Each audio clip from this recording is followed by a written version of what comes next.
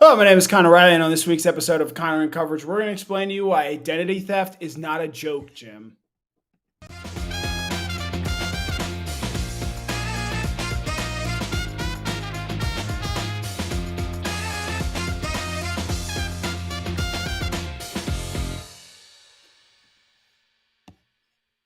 Hello, everyone, and welcome into another edition of Connor in Coverage. We are back for the first time in 2 weeks. Was in Europe 2 weeks ago, was Easter last Sunday, but here we are back. Sunday night, no usual time slot, 7:30 Eastern time here, and we've got plenty to talk about as Georgia completes G-Day on Saturday, where the red team beats the black team 31-26. We're going to get into all that happened on Saturday because it was not obviously just limited to what we saw inside Sanford Stadium there. I'll let you guys know off the top here. Don't plan on doing something super deep off the top on the quarterback battle, though I'm sure when we open it up to questions later on tonight, we'll get a ton of stuff on that there as well. Some standouts, some guys that played well. But really, I want to focus on some of the guys that weren't A1 type stories. I've already written about Carson Beck and how he played. Mike Griffith had a story go up on Brock Vandagriff. We had social media reaction, final grades. Georgia teammates reacting, I think, to the biggest news, the Bear Alexander news, which we'll get to here in a moment.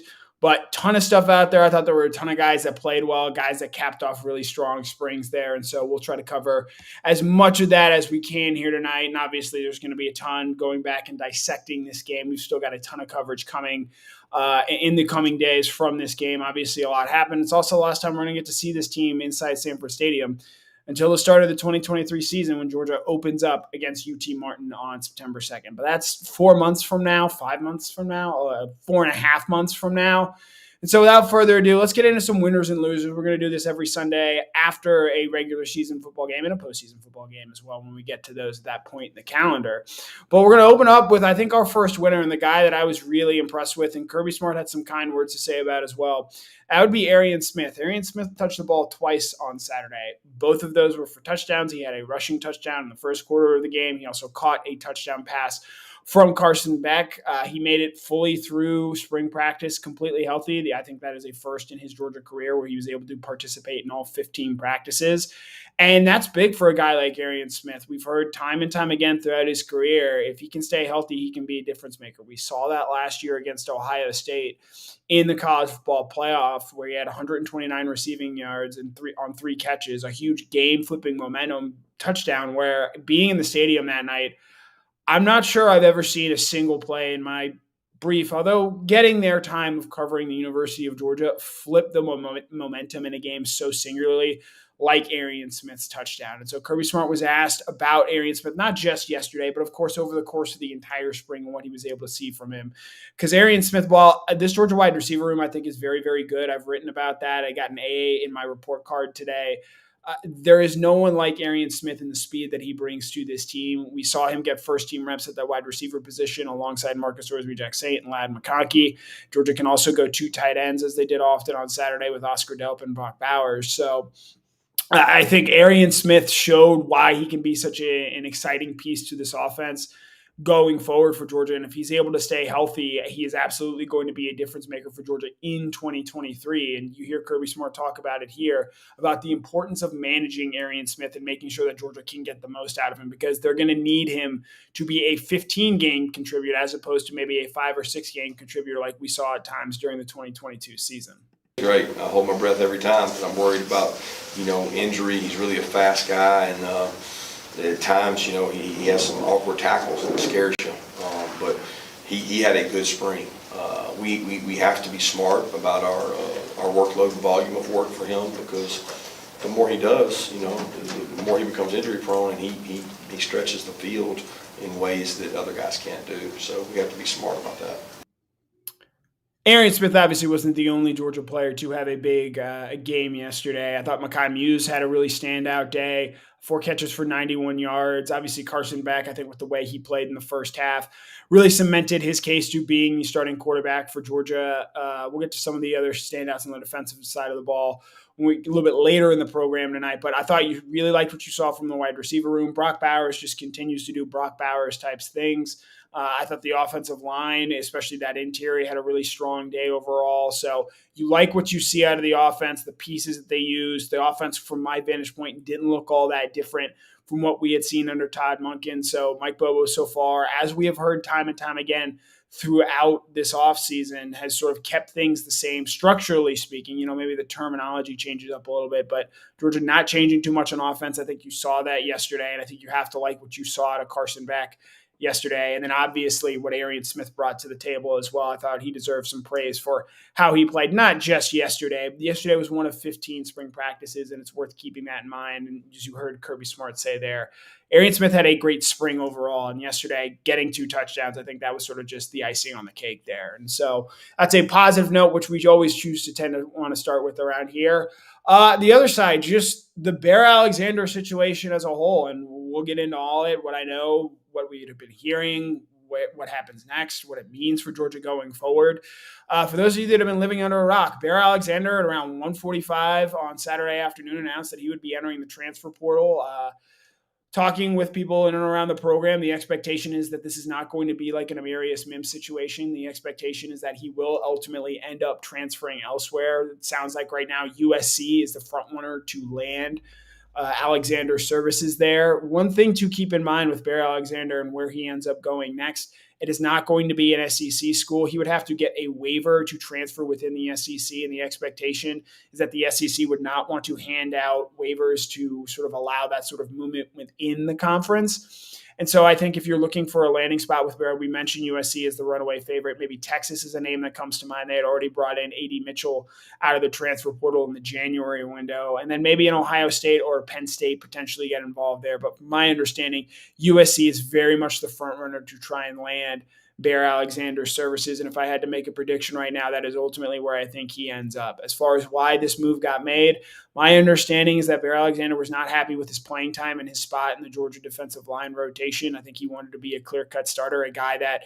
like we saw Jalen Carter play last year, that volume, that level of snaps. And the reality is Georgia just does not employ a defensive lineman that way. Even Jalen Carter had to earn that rep and earn that role over the course of his entire Georgia career. Bear Alexander was entering his second season at Georgia. And while, yes, Bear Alexander has tremendous upside, I think we saw that in the national championship game last season where he had a sack, 2 tackles for loss, showed some real promise in that game there. He's still a young player, still entering his second season. And so I think the important thing to keep in mind there is, look, this Georgia defensive line sort of spinning it forward. It's a veteran-laden group this year. Zion Logue has played a ton of football. Matt Stackhouse and Warren Brinson have played a lot of football for this team. You saw on Saturday, Tyrion Ingram-Dawkins is a guy that is coming on, had a really good spring, capped it off with a sack. I think with Bear Alexander transferring out, Christian Miller is now a guy who becomes much more important, and we see him get a sack yesterday.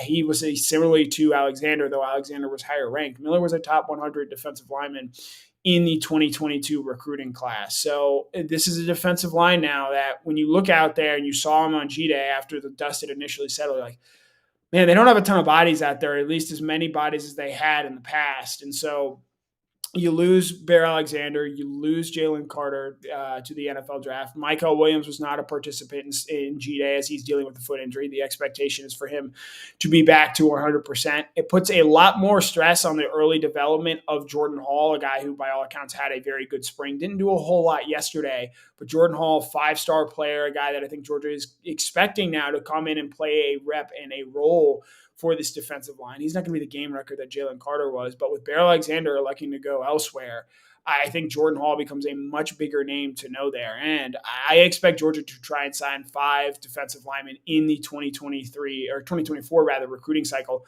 maybe even 6 potentially, because that defensive line is kind of thin right now where they can't afford more than, say, I think 1 or 2 injuries. And then you factor in the fact Zion Logue is a senior, now Stackhouse is a senior, Warren Brinson is a senior. You're going to lose a lot of guys off of this defensive line going into next year. So recruiting that defensive line is going to be vital for Trey Scott. The good news, if you're a Georgia fan, is that Trey Scott has recruited this defensive line incredibly well. He has developed this defensive line incredibly well. And I'm not here to dump on Bear Alexander. Like, he's got a choice and a decision to make. But I don't know how you look at the development of Georgia defensive linemen in recent seasons and decides that this isn't the place for you to want to play college football. They had 3 defensive linemen taken in the first round of last year's draft, all following very different tracks to get to the NFL. Trayvon Walker was a 3 and out. Jordan Davis was a guy that could have been drafted after his junior year, comes back, builds on it, becomes a first-round pick. Devontae Wyatt was a guy I don't think anyone ever anticipated being a first-round pick, and he ends up becoming that going to the Green Bay Packers last year. Even going into this season, Jalen Carter turns out to be, I think, the best draft prospect in the country, at least in terms of what you saw on the football field there. And even with some of the lingering off-field questions and question marks that have surrounded Jalen Carter during this draft process, because of his development at the University of Georgia, there's still a very real world where he's the first non-quarterback taken in this NFL draft. So if you're a defensive lineman and you're saying, I don't want to go to a place that will have produced 4 first-round defensive linemen in the last 2 drafts, that does, to me at least, raise some questions about what necessarily your priorities are. I know a lot of people are going to say NIL was a factor in this. My understanding is that Bear just wanted to play a big role, wanted to be guaranteed a starting spot, and that's just not the culture at the University of Georgia. And Kirby Smart knows that. He understands that. He understands this is just life in college football right now. So we've got him here talking about the transfer portal at large as the window is open starting on Saturday. It'll run through April 30th. Bear Alexander is probably not going to be the last guy from this Georgia team to enter the transfer portal. And that, Bear is obviously the tip of the iceberg when it comes to this. It's going to put a lot of attention on the defensive line and how some of those guys, not necessarily the veterans like Stackhouse, Logue, and Brinson, but some of those guys in the middle tier that we haven't necessarily seen a lot of, Tyrion Ingram-Dawkins, Christian Miller, Jonathan Jefferson there, how those guys develop, because they're now going to be asked to play a role with Bear Alexander entering the transfer portal and very likely playing his next game somewhere else. Yeah, that's the way of the world. It's who handles it and manages it best, and it's basically the new climate we're in. So the window will open up. All across the country, there'll be guys going in and looking for greener pastures. And that's ultimately the climate that we have created, and it's more power to them. We've got a lot of guys who've benefited from the portal, and I hope we benefit from the portal. We had a couple guys out there today that came by way of the portal that made some really good plays. So it's the climate that we're in, and we'll do the best we can to capitalize on it. But I'm very pleased with what we've got on our team and our roster, and it's not a way that we're going to build a team by any means. Just reps. Kristen's gone a long way. He's gotten better. He's really good. Zero knows, and he can stunt and move. He increased his pass rush ability some this offseason and became better. Excited about what he can do, and really excited about the group, the depth in that unit. We don't have a dominant player in that unit, but we've got really good depth, and we'll do some things with the backers around them to create havoc for people. So here, Kirby Smart there talking about the defensive line depth, talking about Bear Alexander's situation and why he ultimately enters the transfer portal. We're going to have a ton more on this over the course of the week. I'm sure Brandon Adams is going to have a mouthful to say about this tomorrow, as he did yesterday right after it happened. Got a chance to talk with BA in the press box, and it's rare to see him as riled up and ready to go and ready to talk about a subject as he was yesterday when the Bear Alexander news came out and dropped. So I figure that's going to dominate not just the Georgia landscape, but the college football landscape as a whole as far as what comes next there. Transitioning here, this is going to be as awkward as a transition as we have on this program. First play of the game was a winner. It was a very cool moment for those that were not in the stadium or were not watching along. To open the game, Georgia took the field with 10 men with an empty spot at the left guard position in honor of Devin Willock. They took a delay of game penalty. Players took their helmets off. They hugged. The fan base gave a standing ovation in the moment to honor Devin Willock and Chandler LeCroy, as this was sort of the first real public appearance for the Georgia team since their tragic passing on January 15th. This is going to be something that I think continues to follow this program.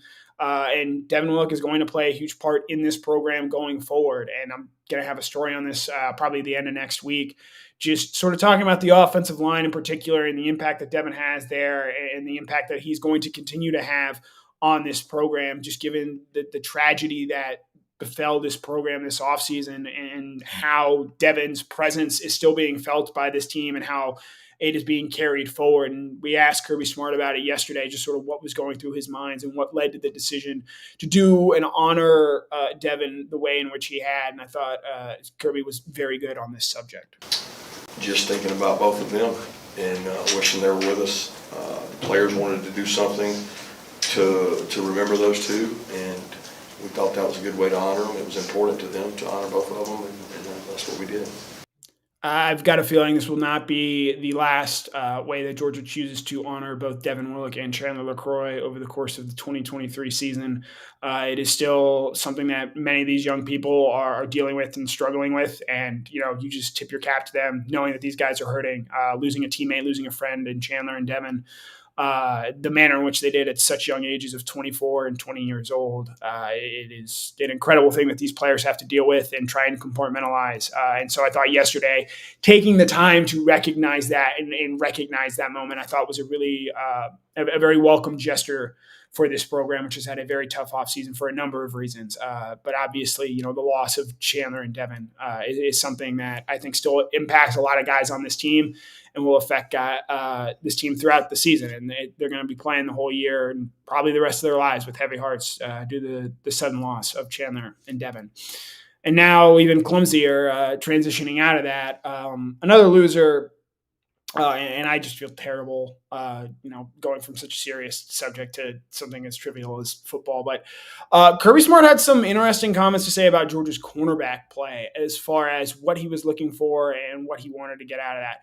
I thought if you go around some of the positions that we had question marks at, you feel really good about the quarterback position coming out of yesterday. Kirby Smart likes what he has in both Austin Blasky and Ernest Green there at that left tackle position. I think Georgia's going to feel very comfortable no matter who ends up playing there. Ernest Green gets the start. Austin Blasky comes in the third series. Blasky's going to be a guy that can play a role for this team across the offensive line and is going to be really important for this team this coming season. We've got something a little bit later on Tykee Smith, but I thought with what you saw out of him and Javon Bullard yesterday was really encouraging as far as trying to go out there and replace Chris Smith at that safety spot. As far as replacing Jalen Carter, the defensive line, it was sort of a committee effort yesterday, but I think you like what they have from a depth and an upside standpoint because remember, they're going to get Michael Williams back, and that guy is an absolute difference maker in 2023 for this Georgia team. At outside linebacker, again, no Marvin Jones, no Jalen Walker yesterday, so you're sort of wondering what you're going to see there, but I thought Damon Wilson showed everything he needed to show yesterday. I'm not saying he's going to be a superstar. I'm not saying he's going to get 10 sacks in his freshman season,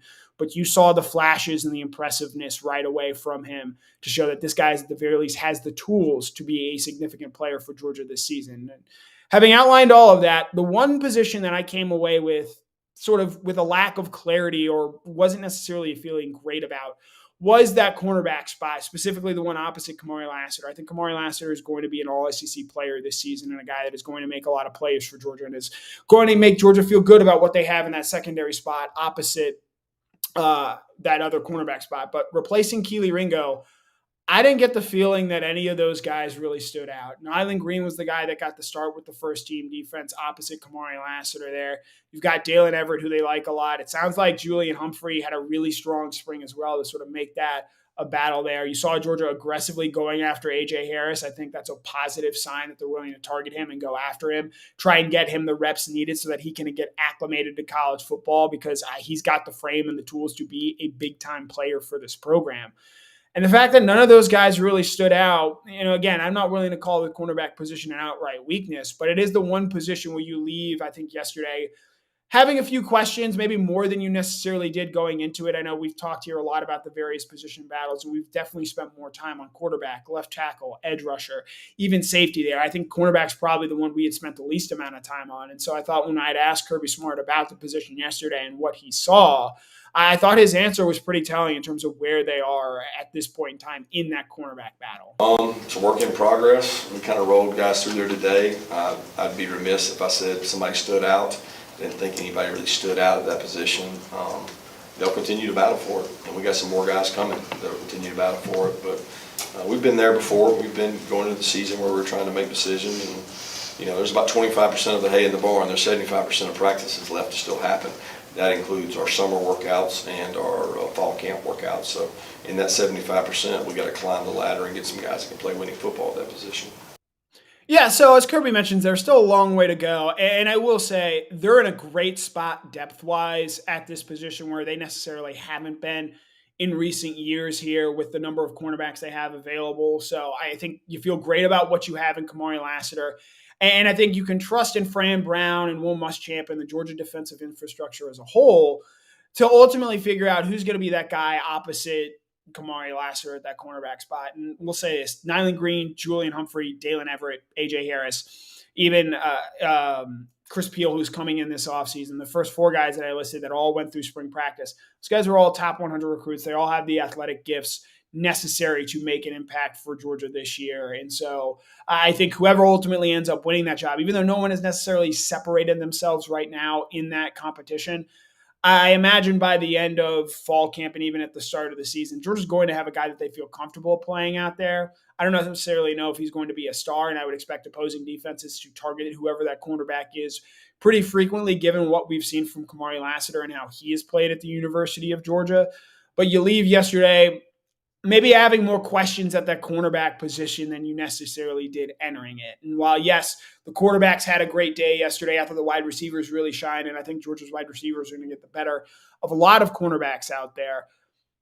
It wasn't necessarily a great day at the cornerback position, and so you want to see a little bit more there. And then lastly, sort of touching one last position here, while the cornerbacks, I think, struggled, I think you have to feel really good about what you've seen out of the guys at that back end of the secondary there. You know, Malachi Starks, sky-high ceiling, maybe tailed off in the second half of last season, but still a guy you feel great about the way he can potentially continue to develop, especially with the athletic gifts that he has. And yesterday, you see Georgia go ahead and do it. They moved Javon Bullard from that star spot to that safety position, and I thought he looked really comfortable out there making plays.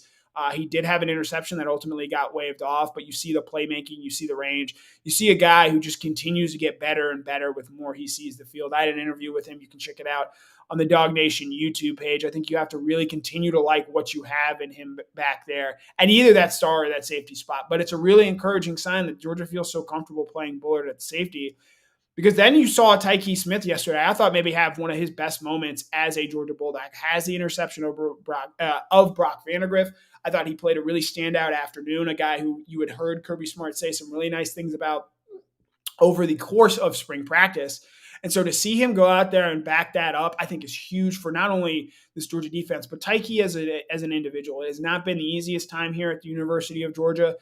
Doesn't necessarily win that starting star spot, as I think a lot of people expected when he first arrived ahead of the 2021 season, and has the ACL injury, takes him some time to come back from that, and has been at best a role player for Georgia in his first two seasons at the school. But entering his third year, if he backs up what he did in the spring and carries that over into the fall, Georgia's going to feel really, really good, I think, about what they have in those three safeties / nickel corner in Tykee Smith there. And those aren't the only guys that Georgia has at that position. I thought you come away, while you have some questions about the cornerback position, I feel a lot better about what Georgia has at that safety position as a whole, seeing, the steps that Javon Bullard had made, and then obviously the plays that Tykee Smith had made on Saturday. It's a work in progress. We kind of rolled guys through there Whoops, today. that is not the clip we need to be playing. That is the clip we had previously just heard with Kirby Smart talking about the cornerbacks there.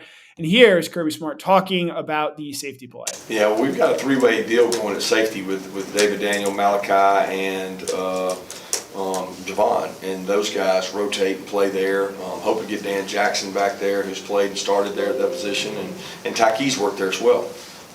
Tykee and Bullard can both play star. We felt like we needed to invest reps in Bullard to create some safety depth where we're short. And every rep that Bullard wasn't taking star, that was allowing him to develop as a safety. And we need more stars. And plus we wanted to get Jonell as much nickel star work and Marcus as much nickel star work. And if we left Bullard there, it would have eaten up some of those reps. So you're just trying to develop depth on your roster, and that's really what we're doing with those guys, to try to create some safeties that can play for us. Yeah, so you hear Kirby Smart there talking about the safety play, what they saw out of them on G-Day. It sort of wraps up our winners and losers portion here. And with that, we're going to open it up to a group of winners. That would be you guys, the commenters there, as I make another awful transition here. But if you got questions, comments, ask away. I'm sure the comment section is on fire about Carson Beck, about Bear Alexander, whatever you guys want to talk about. We'll probably go about 10, maybe 15 minutes here, wrapping up some things on G-Day and what we're doing. So thoughts, comments, questions, things you're looking forward to, takeaways from yesterday, thoughts, back-to-back visor. Yeah, I agree. Damon Wilson, again, I'm not saying, he's going to be an every down player for Georgia right away. There are some things he's obviously going to have to continue to get better on, as Kirby has continually, I think, tried to pump the brakes on him. But you saw the tools yesterday that showed why he's such an encouraging player and why I think he's a guy that can play a very meaningful role for Georgia as far as where things go there. Barry Watkins brings this up on Facebook. I don't expect Brock Vandagriff to transfer. Talking with him yesterday, he seems like a guy that is content at the University of Georgia. While he struggled a little bit with the first team offense, he did have some unfortunate drops. And I thought, working with that second team, you saw some flashes from him, some comfort with him as he continues to get more reps. And look, Georgia's going to be a big favorite in a lot of games this year. He's going to get a chance to play in those games. And again, I don't think the spring game is necessarily tailored to best accentuate Vandagriff's traits. You saw him take off his ability to run with the football that makes this Georgia offense a little bit more dangerous. And Stetson Bennett getting through all 15 games last year was a bit of an outlier when it comes to health. And you can look around the SEC. Bryce Young didn't make it through the season fully healthy last year. Hendon Hooker didn't make it through the season fully healthy at Tennessee. 2020 and 2021, Georgia has injuries at the quarterback position. You need multiple guys that you feel comfortable winning you games. And Georgia, I think, has that in Carson Beck, Brock Vandagriff, and Gunnar Stockton. And I think the room knows that. And while, yes, I think Carson Beck is pretty clearly going to be the guy that takes the first snap of the season for Georgia, it's not guaranteed that he takes every first-team offensive snap throughout the year. And I think you saw enough from all three quarterbacks yesterday, I think, overall to feel good about what you have in that quarterback room. Alex Davis, Janelle Aguero, that guy has a college-ready frame and looks the part and looks like a top 50 overall prospect should be. I don't know how much he's going to get a chance to play this year with Javon, Bullard, with Tykee Smith, with some of the veterans in that secondary, but Georgia should feel very, very good long-term about what they have in Aguero and how he is going to play. Let's see. Melinda Moe. I thought Makai Muse really made some plays yesterday, and I don't know how many plays he ends up making on offense over the course of the year. That's a guy that is going to be a difference maker on special teams for Georgia. That is a guy who I think they feel comfortable returning punts. He had a big kickoff return that would have been for a touchdown had Georgia not decided to wipe it away. He had a long punt return there as well. Makai Muse, while he is not a scholarship player, I think that is a guy that can make a difference for Georgia this season. Ian Russell, yes, Smoke did play. They actually had him out there at the cornerback position, and that has been something they have experimented with this spring, and I think they're going to continue to keep him there through the fall and sort of see how he continues to develop there. Suzanne Mize, spring portal closes on April 30th, so that is the last day that players have to enter the portal. Now, guys can still obviously try and find new homes after April 30th, but the last day to be in the transfer portal is April 30th. Let's see. Antoine Simpson, I do think in some way Makai Muse is going to be a returner for Georgia this year. Scott Whitten on Cash Jones yesterday looking impressive. With Branson Robinson suffering some sort of foot, lower ankle injury yesterday, Roderick Robinson was really the only fully healthy scholarship running back. I know Dejan Edwards got some work in the game, but my understanding is he was not 100% in that game for Georgia. No Kenan Milton, no Andrew Paul. They were really thin at that running back position. And with the way G-Day is always sort of set up, it's hard for a running back, I think, to really stand out and shine in those games. So tough day yesterday for the running back position there. Let's see. Thoughts, comments. Brian Kephart, regarding the kickers yesterday, one, it's important to remember that Peyton Woodring, the kicker that Georgia signed in their 2023 signing class, is going to arrive over the summer. Jared Zirkle did hit a 42-yard field goal. Liam Badger, a walk-on from Kennesaw State, hit a 51-yarder. That was pretty impressive from that length in that spot on the field. They did miss an extra point there, and I'm not sure if that was on the snap, the hold, or the kick, or what have you there. But I think Georgia, again, they've had essentially two kickers in Kirby Smart's entire tenure at Georgia. And so, obviously anytime there's a change there, that trust and confidence has to be earned. And quite frankly, no one wants to see field goal kickers come out all that often because that means you're kicking field goals instead of scoring touchdowns. But I thought, from a distance standpoint, and again, Peyton Woodring is a guy that I fully expect to factor into this. From a field goal kicking standpoint, I think, you haven't seen anything to dissuade you from the idea that it's not going to be okay. Let's see. Thoughts, comments. We'll keep scrolling here. You guys have been really good so far. Senyo G, Raylan Wilson had a pick six yesterday. CJ Allen had a really impressive day there as well. Look, those guys aren't going to play necessarily a ton this year with Shamel Munden and Jamon Dumas Johnson back as starters. It sounds like EJ Lightsey had a really good spring. Xavier Sori had a really strong spring game for Georgia yesterday, but that inside linebacker room that Glenn Schumann has is loaded, and CJ Allen and Raylan Wilson, those guys are going to be really big difference makers for Georgia. Probably sooner rather than later. So much so that you wonder maybe long term Georgia does just decide to move Jalen Walker to that outside linebacker position full time, because with what you have behind him and guys like CJ Allen and Raylan Wilson, you have guys that are going to be very, very high ceiling. Let's see. Jackson Meeks had another strong day yesterday. Foster Moss, you're right to point that out there. Really strong 29-yard touchdown reception on where he just took a slant. I think he just bullied A.J. Harris into the end zone there. A guy who's got impressive size at that wide receiver position, and not just Meeks. Again, I thought that entire wide receiver room as a whole had a really, really strong day yesterday. And I've been saying this for the better part of 3 years now. Injuries will probably happen, but I think Georgia really, really likes what they have at the wide receiver position. So much so that Ra Thomas didn't even play yesterday, and I don't think it made all that much of a difference. So with what you have at the wide receiver position, Ladd McConkey, Marcus Rosemy-Jack Saint, Arian Smith, Dylan Bell had an impressive catch. Azid Haynes probably had the best day of any freshman in the wide receivers there. I think you really like what you have in this wide receiver room to go along with Brock Bowers, who didn't need to do anything yesterday. Probably could have showed up in gym shorts and been fine, but still makes a couple of nice blocks, has a big pass reception on the first drive of the game. So, Georgia's going to be just fine there. And Georgia did, roll with Oscar Delp a little bit yesterday, had him on the first team. So you could see Georgia continue to go with 2 tight end sets. Lawson Lucky showed why there's been so much buzz about him, though he took some absolute shots yesterday. And I think one thing he's going to have to learn is that he's going to have to play a little bit differently and not necessarily leave himself open to getting so many hits. Because when you're one of the bigger guys on the field at Norcross High School, you can maybe get away with that. At the SEC level, you're not the biggest guy on the field. And so if he's going to leave himself open to that, he's going to run the risk of getting injured. Let's see. Scrolling down. Let's see. Alex Davis, I'm assuming this is Jalen Walker you're talking about. No, Jalen Walker did not play. He was ruled out at the beginning of spring with a shoulder injury. Him and Marvin Jones did not play. They did dress, however, so that is at least somewhat encouraging. The only guys that didn't dress were Branson Robinson and Shmuel Munden, who were dealing with foot/lower extremity injuries, as Kirby Smart pointed out. Michael Williams, who had foot surgery, and Pierce Sperlin, who had a collarbone injury. Sperlin was in a split. Use your words, Connor. Sperlin was in a sling, and Michael Williams was on a scooter with his foot. But the expectation is that all 4 of those guys will be ready to go by the start of fall camp there.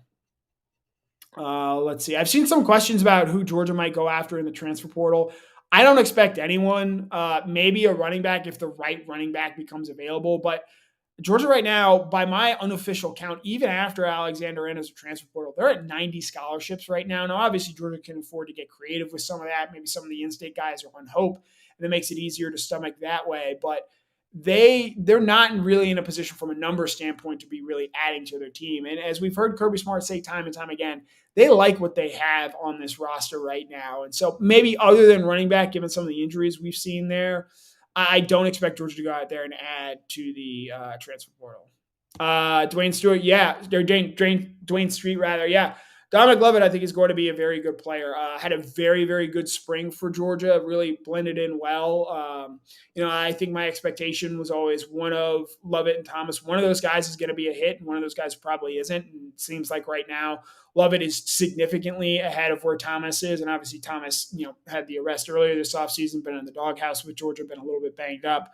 Lovett has come in, take care of business, and really, I think, established himself as a guy that is going to be a player for Georgia in 2023. Let's see. Comments have been great tonight, but yeah, so ton of stuff there. Don't fully know yet the severity of Branson Robinson or Shmuel Munden's injuries. We should find that out here at some point this week there. Jeffrey Saxon. So my understanding is when they have to be, quote unquote, down to the 85, I believe that is by the start of fall practice, which is going to be sometime that first week in August there. But they've got time. And again, as I mentioned, they can get creative with how they get down to scholarship counts. But my count last year, they were over. But again, that's an unofficial count, and they probably have some guys on different scholarships, financial aid. And with NIL, that also does help, ease some of the scholarship burden there that happens. Let's see. Alex Davis. Yeah, Andrew Paul is a guy who, when we get around to fall camp, I'm going to be really, really interested in what we see from him. Kirby Smart has continued to say that he was really impressed with what Paul brought last year. Now, the problem is that Paul is essentially starting back at square one because he didn't get a chance to go through much of his freshman season and really experience the ins and outs of that. And he has not yet gone through a spring, as he was a mid-year enrollee last year and then was fairly limited this spring because of still recovering from his knee injury. But Georgia does expect him to be fully ready to go for the start of fall camp, which will be a full year after essentially his knee injury, as he got hurt, I believe, August 17th-ish, around that time last year there. So that'll probably be it for us here tonight. Obviously, talking on Carson Beck quarterback battle, some players that stood out. Bear Alexander situation, we went pretty deep on there and where things are going. So we're going to have plenty more for you guys this week. Obviously, transfer portal stuff will dominate the news. We still got a ton of stuff to unfurl from G-Day. I know I've got a ton of more reporting to do and things coming out, stories coming out, and things along the lines of that nature. So plenty more coming there for you guys. You're going to have Mike Griffith on the beat tomorrow night, Brandon Adams every Monday through Friday on DawgNation Daily, even with him getting ready for the DawgNation cruise coming up. Got Jeff Centel with Before the Hedges to break down some of the recruiting aspect. A ton of top prospects were in town this weekend, and so I expect Jeff to have all the both pictures and news and nuggets regarding where things stand from the recruiting standpoint as far as how things are going for Georgia on the trail. Right now, they have the number one class in the 2024 and 2025 recruiting cycles, and so they don't appear to be slowing down there. So that'll do it for us here tonight. My name is Connor Riley. We're back here. We're going to be back here next Sunday night talking about a bunch, probably previewing more of the NFL draft stuff, as that is less than 2 weeks away now. But we'll keep you updated on all the Georgia news and notes. Obviously, there'll be some transfer portal movement this week, some more stuff on the quarterback situation, things coming out of G-Day and whatnot. So thank you guys so much for tuning in. We'll be back here next Sunday night. We're off the last 2 weeks. We're ready to go. We're going to carry you through the rest of this offseason. I hope everyone has a wonderful Sunday evening, and we look forward to seeing you guys back here in the spot this time next week. So thanks so much for tuning in. My name has been Connor Riley. This has been a DawgNation production.